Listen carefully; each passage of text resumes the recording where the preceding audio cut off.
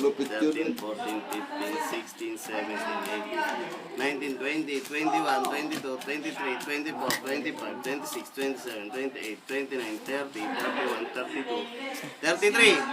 33 days na naglakbay si Jack.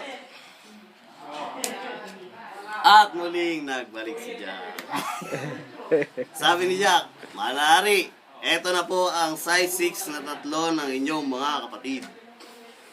Magaling, Jack! Ngayon naman, hanapan mo ako ng katibayan para sa kasal ng aking mga kapatid at bibigyan ulit kita ng 10 piso. At muling naglakbay si Jack. Dalawa lang tanggalin mo. Dalawa lang. Tanga man to. Sige. Pabibilahin na utang ng dulo yan. Nagkatulo. 1,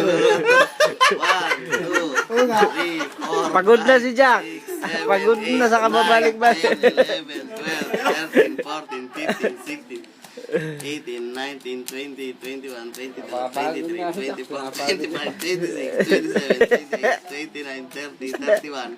31 days, isang buwan na naglakbay si Jack. Isang buwan. Napapagod na si Jack. Tama naman lakbay ni Jack. Oo. Napapagod na nga si Jack. At muling naglakbay si Jack. Ay, bumalik si Jack. Ay, ito na po ang katibayan ng inyong mga kapatid para sa kasal nila. Ayun, ang labis. Ngayon, sabi ng malari, magaling, Jack.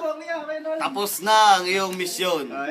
Ngayon, dahil sa kabutihan ng pagsunod mo sa aking mga utos, bibigyan kita ng mapapangasawa.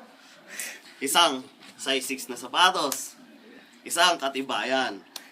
Sabi ni Jack, mahal na Hari, paano ko bubuhayin ang aking pamilya? Wala po kaming pera.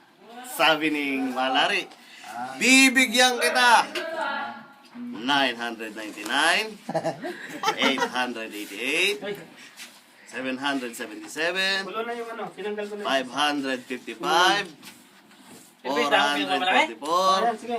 333.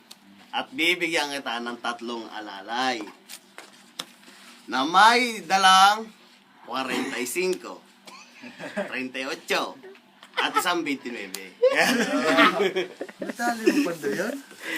Ilang dadaya. May talent eh. Sinibilang hanggang dulo eh.